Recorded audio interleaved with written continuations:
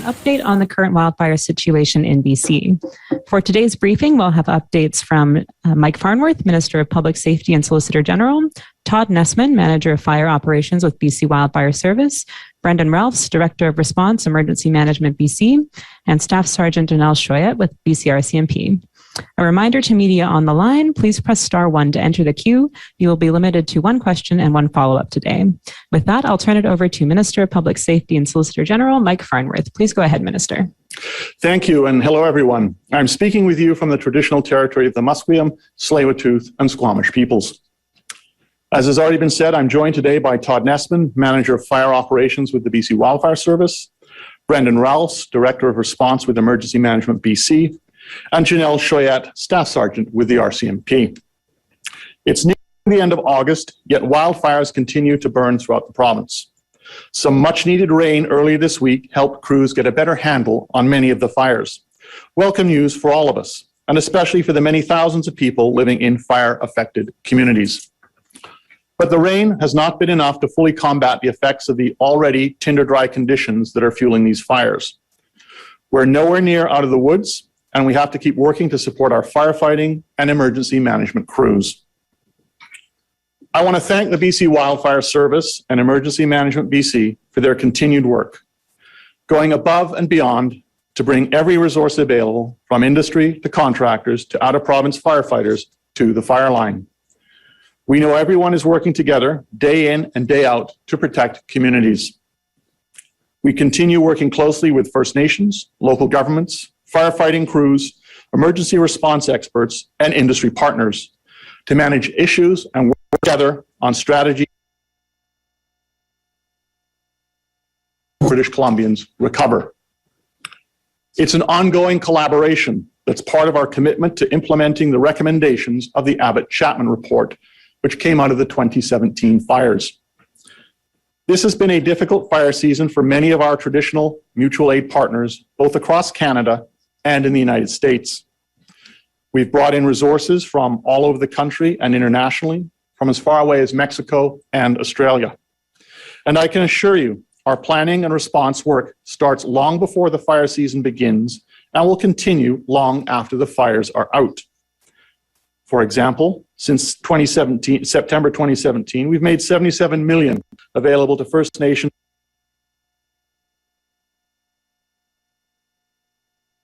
Emergency Preparedness Fund to address their challenges and priorities. Applications for flood planning funds. But I also want to note that since the program began in 2017, we've also provided emergency operations centers, emergency support services, evacuation route planning, and volunteer and equipment. Once this fire season is over, I can assure you that our work to support communities and partners is a constant process of relationship building and consensus building, and that has been a vital component of this wildfire response. And supporting community efforts is an ongoing process that will continue in the road ahead. Let me finish today by once again thanking our crews and volunteers who are out there on the front lines fighting fires and helping people. It's been heartwarming to see reports of British Columbians greeting our firefighters on their shift changes and thanking them for their incredible service. Lastly, to everyone dealing with this year's trying season, let's keep working together, taking care, and staying safe. Thank you. I'll now pass it over to Todd Nessman, Manager of Fire Operations with the BC Wildfire Service. Yeah, good afternoon. Thanks, Minister Farnworth, for the kind words.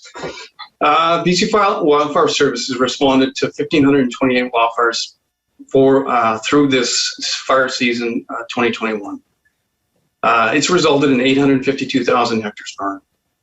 This last week, we've had 54 fires, and that is largely due to the effects of some of the weather patterns we're seeing. We're averaging 5 to 10 fires a day, primarily IA fires, and we've done well in containing and managing those. None of our existing fires have had significant growth, which has been a great. So our 10-year average is 1,076 fires and 223,000 hectares burned. Currently, we have 258 active fires, of which 182 are caused by lightning and 21 by human. Current situation, we've had favorable weather this week, which is with increased precipitation, lower temps, and RH levels have been increased. That's allowed us to make progress on many of our large fires and complexes. The fire conditions right now are stable in most areas. That being said, we still have areas of concern that didn't receive the precip that came through earlier in the week. Those areas in the Caribou Fire Center and southern Okanagan still are facing dangerous fire behavior conditions and need to be monitored closely. We've had a slow rebuild of fuels in terms of drying out the past Wednesday and Thursday, but the outlook ahead is favorable. We're going to see a series of lows coming through the province that will bring lower temperatures, increased RH, and scattered precip, which will be favorable to our crews. In terms of fire activity, we've made good progress. We've been able to tighten many of our containment lines. With lower fire behavior, it's allowed our crews to get up and close in many instances that we haven't been able to due to elevated fire behavior. We've been able to use ignition to help solidify some of our containment lines. It's been favorable conditions for our teams out there. In terms of resources, currently we have approximately 3,800 personnel out. 1,250 contractors are currently working. We have 520 out-of-province resources, which includes 240 military.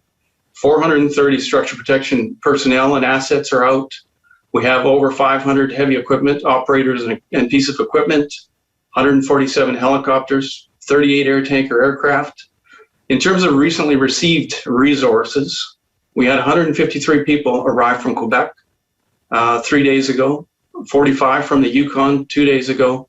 We've had IMTs, incident management teams, arrive from Parks Canada, Alberta, and the Northwest Territories to support our efforts. In terms of pending resources, we've got 20 personnel coming from Parks Canada and a number of overhead staff arriving from Eastern Canada that should be here in the coming days. In terms of areas of concern for BC Wildfire Service, fatigue is something that we have a concern with. It's been a long summer for many of our firefighters and staff supporting the efforts. With that increased fatigue, we're starting to see more safety concerns come forward. More slips, trips, falls, those types of events, as well as other serious occurrences are happening. It's something that we take serious and we want to monitor and make sure our staff are safe. We will be looking closer at our crew numbers with the impending drop-off with personnel going back to post-secondary institutions in September. Not only our staff, but our contractors. It's something that we will be monitoring closely and working with our partners to mitigate that shortfall.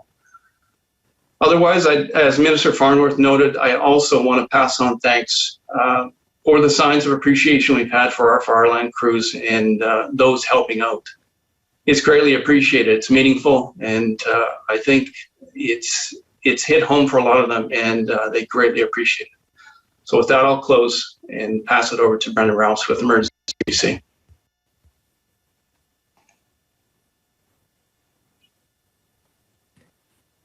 Brendan, please go ahead.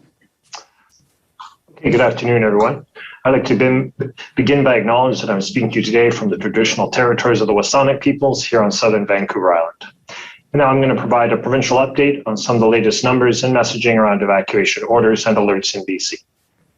So currently in British Columbia, due to the wildfire situation, we have 9 First Nations Band Council resolutions, 28 states of local emergency, 75 evacuation orders representing approximately 6,126 properties, and 122 evacuation alerts representing approximately 19,840 properties.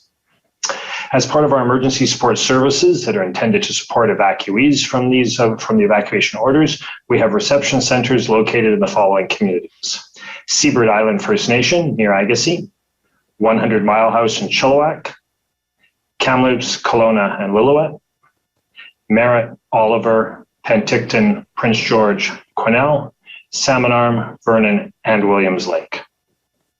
There are also 3 group lodging facilities located in the southern interior and 1 additional group lodging facility located in the southwest region of BC. And we currently have 37 evacuees using group lodging facilities in BC. I'd like to close with a few key messages related to evacuation orders and alerts. First of all, I'd like to encourage all British Columbians as part of their emergency plan to ensure that they have a plan to stay with friends and family if they can, if they're evacuated.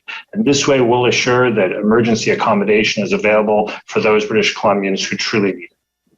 We'd also like to ensure anyone impacted by evacuation orders that we're doing our very best to keep all evacuees as close to their home community as possible under the circumstances. Finally, I'd like to say that we're encouraging tourists to travel to areas that are not impacted by evacuation orders and alerts.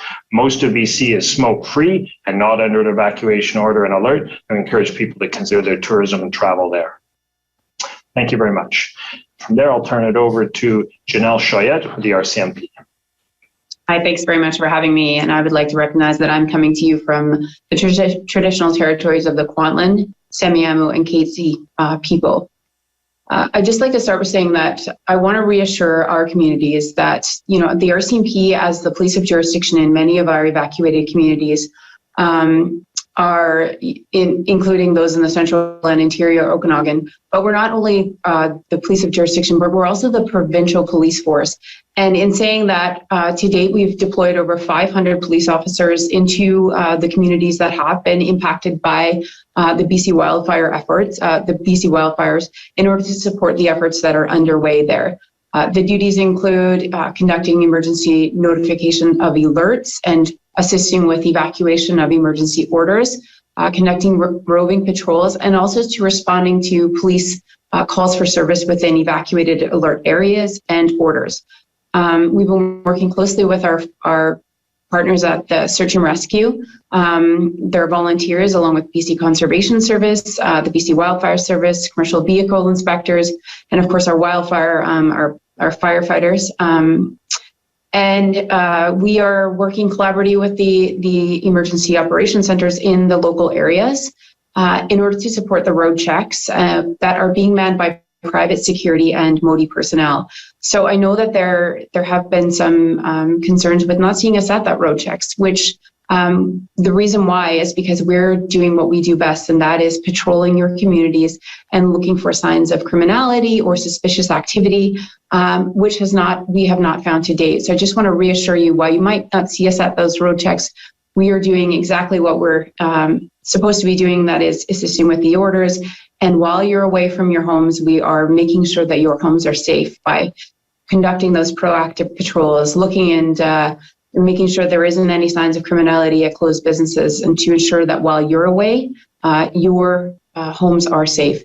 If you do have any concerns with respect to what you're seeing on your surveillance video or your CCTV, please, we do encourage you to reach out to the police of jurisdiction, the police that police the community that you would normally live in, and express those concerns, and we will have somebody go out and take a look. That ends the RCMP operational update for today, and I think the wildfire update. I'll now turn it over to the Minister for any questions. Thank you. That concludes today's operational updates. A reminder to media on the line, you may now press *1 to enter the queue, and you'll be limited to one question and one follow-up today. Our first question comes from Derek Penner with Vancouver Sun. Derek, please go ahead. Hi. Yeah, Merritt is one of the communities that remains on evacuation alert. I believe it's mainly because of the Lytton Creek fire still. How much progress has been made on the Lytton Creek fire, and will that result in any change to their alert status? Thanks. I'll refer that question to Todd Nessman. Yeah, thanks. At this point, I don't have the particulars on the Lytton Creek fire and when alerts and orders will be removed from that. I'll have to get back to you with that information. Sorry. I think they're making good progress, but I'm not able to give you a clear answer on that at this point. Derek, do you have a follow-up? Yeah, I do have a follow-up. It was mentioned that Merritt is one of the communities that has an evacuation reception center. But at the moment, though, they are on evacuation alert, which kind of limits their ability to host people from other communities. They might immediately have to leave. Where are people from the Merritt area supposed to go then? Well, right now they are on evacuation alert. As I said, the fire is being fought. They've been on an evacuation alert now for a number of days. The cooler, wetter weather has obviously helped. In terms of if it were to go to an evacuation order, for example, then there are plans in place would send people to other evacuation reception centers in different parts of the province. And they, as has already been mentioned, Kelowna, for example, Abbotsford, Chilliwack, are all additional places if necessary. But at the current time, they are just on evacuation alert, and that has not been an evacuation order at this point. But they would be directed to other reception centers if they did have to leave. Thank you. Our next question is from Ahmad Agahi with Global. Ahmad, please go ahead. Thank you so much for doing this.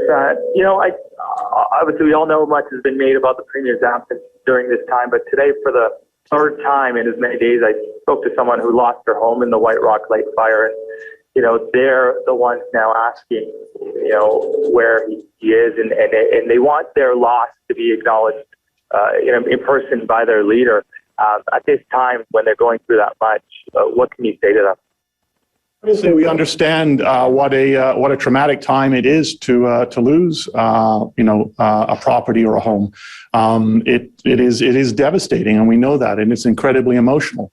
But what I can also tell you is this: is that the men and women in the fire service are doing everything they can to ensure to not only protect life and property, but fighting the fires. And the Premier is briefed every single day. And he is very much aware of what is going on. And I can tell you that as Minister responsible for emergency management and Katrina Conroy as Minister of Forests, we are involved in every day in knowing what is going on, understanding what is taking place, ensuring that what needs to be done is being done, and ensuring that our fire services and the men and women, the more than 3,800 fighting those fires with their contractors, the Canadian Armed Forces, are getting the support they need and are doing everything they can to keep British Columbians safe. And the Premier is front and center in terms of that awareness. Ahmad, do you have a follow-up? Yes, thank you, if I may. And I just want to talk about next steps for those who are in the most critical position with having their homes, lost in this. What can be done and is going to be done for them to find housing now, to find schools for their children, and particularly if someone, we've spoken to who may have someone in their family with disabilities who had equipment, had life-saving medication, things like that is lost in fires. Well, first then, the ESS, the Emergency Support Services, kick in terms of finding accommodation. There's the online registration, which people have been doing, which also asks about things such as special needs or disabilities and particular medications, and all of those things are made available. The supports in terms of accommodation will continue until people are back on their feet. It's not for like a month and then it ends.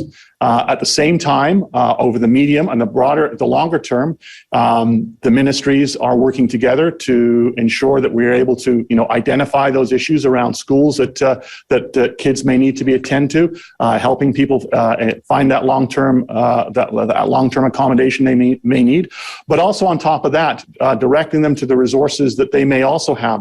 So, for example, obviously one of the key questions is, do you have insurance or do you not have insurance? For example, those are all kinds of things that we are able to assist people with.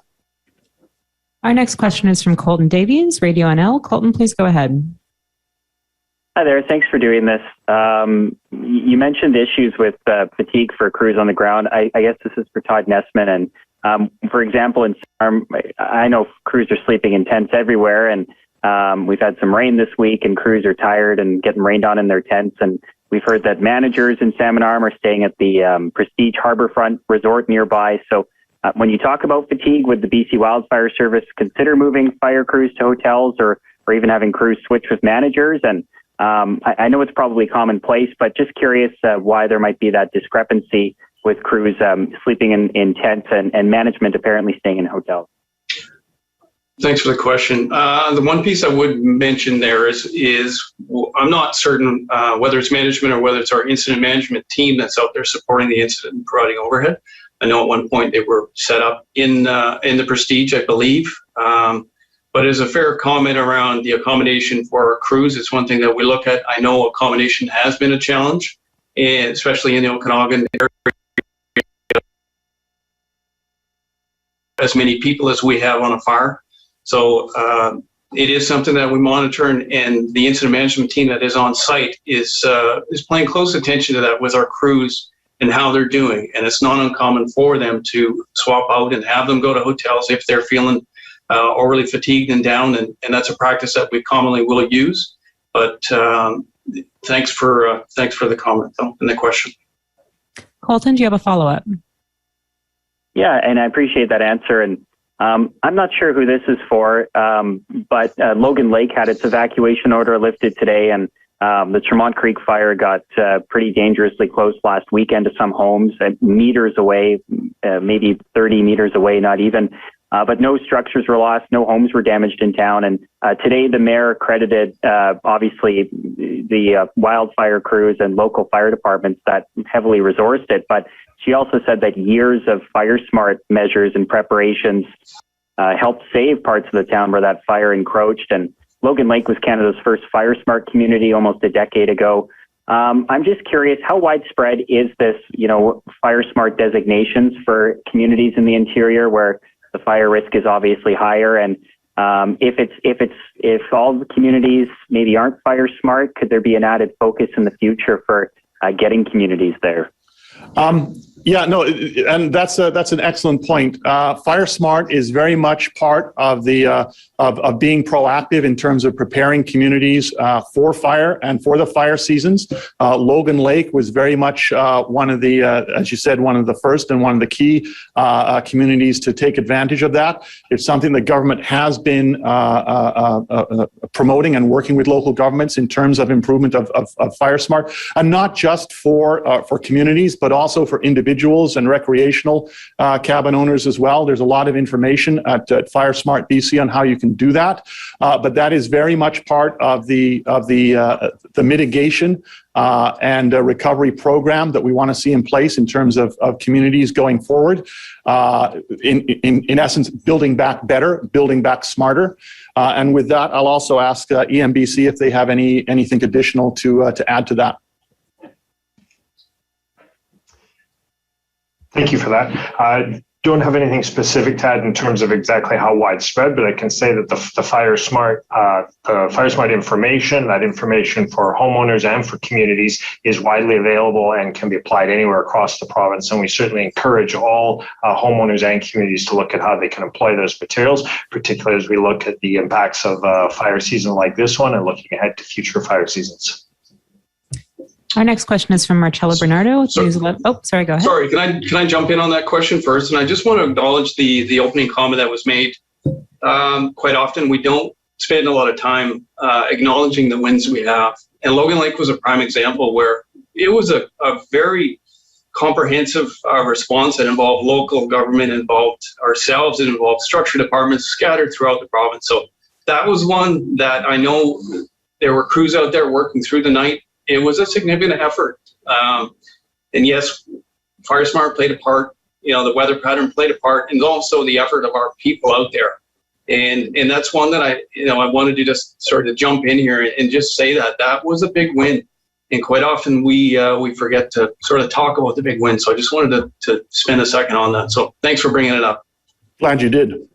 Our next question is from Marcella Bernardo with News 1130. Marcella, please go ahead. Hi, everyone, and thanks again for taking the time to take our questions. I wanted to see if the RCMP could maybe elaborate, Staff Sergeant Janelle Schwayette, has there been any looting in the areas where people have been forced to evacuate? Because I've spoken with some people in areas that are already telling me that they're nervous about leaving because they can't guarantee that somebody's not going to come in and just steal their stuff. Yeah, Marcella, thanks for that question. To date, we haven't received any reports, and we haven't noted anything that would lead us to believe that there is any looting that is occurring. Again, I just want to reassure people that if you have concerns, then we are in your communities. And this is an excellent opportunity to reach out to your local police and ask, I'm concerned, I've seen something on my local television, or can you just, while you're going through your community and conducting those proactive patrols, reassure me that you've been by, had a look at my home, and you can't see any signs of criminality. But we have not to date had any reports of looting or any reports of any other criminality received in any of the evacuated order areas. Marcella, do you have a follow-up? I do, and this one is for Public Safety Minister Mike Farnworth. If you could elaborate on what concerns, if any, you have about the rebuilding of lit in BC. We're now starting to see legal action being taken by people who have assessed blame before we know what the exact cause of the fire was that tore through that village. Are you able to give us any kind of update on what's being done to rebuild that community? Like you said earlier, people have to get their kids back in schools and need to get their lives back on track. So what kind of timeline are we looking at to rebuild that community? So obviously the lawsuit is a private lawsuit, not a government one, and so I'm not in a position to comment on that. But what I can tell you is that we're working at tables, cross-ministry tables, with the community, with the First Nation on how rebuilding will take place, identifying those critical issues. So, for example, schools, accommodation to ensure that they're in place in a timely fashion. So you're going to have the, obviously short-term aid. Then you're going to be identifying and working on those medium-term solutions. And obviously going back to school is one of them. And then, of course, is the longer term, which is building back that community and building it back in a way that not only makes it more resilient, but ensures that it continues for the long term. Our next question is from Sinjan Alexander, CTV. Sinjan, please go ahead. Thanks so much. Todd, this is a question for you. Of course, it's something we don't think about. There must be fatigue. We're going back to that. This is a dangerous job. How bad is it this year? Have you seen it this bad? And what do you need? I hope you can be candid here. What do you need to make things better for the staff? It's a hard season, I'm not going to lie. It's difficult. When you have fire crews that are out there doing, 3 tours, 4 tours in a row, and the season's still, a month more left, it is trying. It is difficult. And, is it any worse than previous season? It all depends. In 17 and 18, those were tough seasons as well. The length of the season in 17 was very trying. This is similar. We're using the lessons we've picked up from those tough seasons, and we're trying to help mitigate some of the fatigue measures with our staff and paying attention to that. And if people need more time off, we're trying to provide it. So it is a difficult one to sort of quantify and give a solid answer in terms of which is worse. It is a personal level too. Some people are built for this, and some people it's more of a slog on them as well. So, and that's one thing about our organization. We're diverse and we're made up of all sorts of different people. But I will just say it is a trying season, and folks are doing a good job of getting through it. And thankfully, everyone has, for the most part, stayed safe, and we haven't had any significant injuries or accidents due to fatigue. But now is the time that we have to pay attention to it. Sinjan, do you have a follow-up? Thank you. This question is from Mr. Farnworth. If the team said to you, look, we need more money, we need more resources, do you have that money, and would you give it to them? Absolutely. We spend what's required to fight fires. Money has never been an issue in any fire season.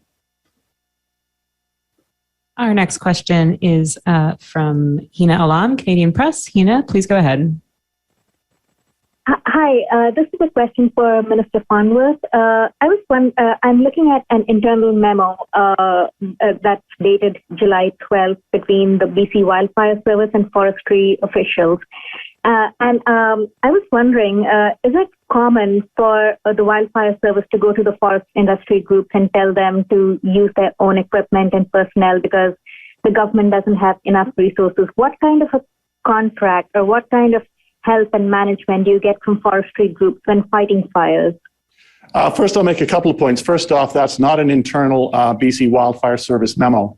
It is an interpretation of a meeting that was taking place between BC Wildfire Service and forest companies. And those meetings have been going on. In fact, they are one of the most important aspects to come out of the Abbott-Chapman report of 2017, which recommended increased cooperation and collaboration between the Wildfire Service and forest companies, for example, and that's exactly what is taking place.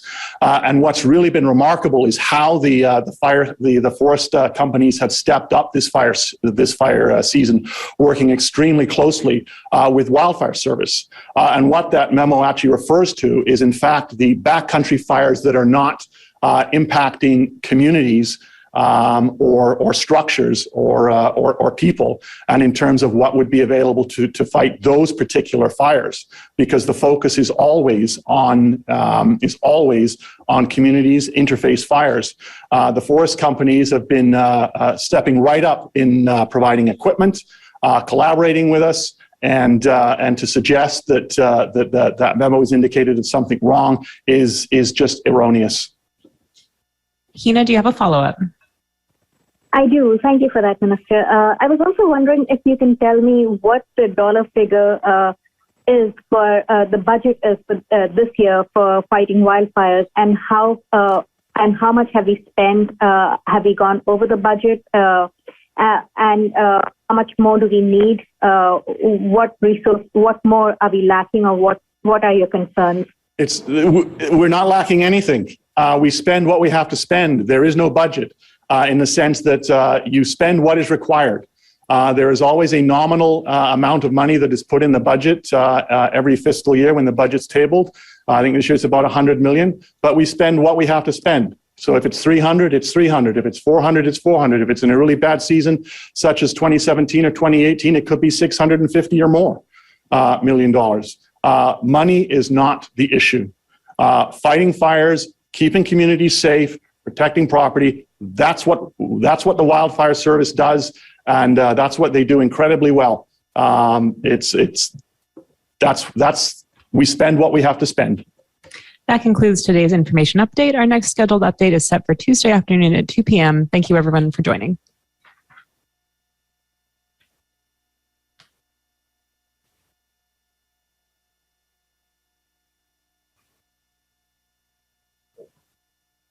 Great. Thank you.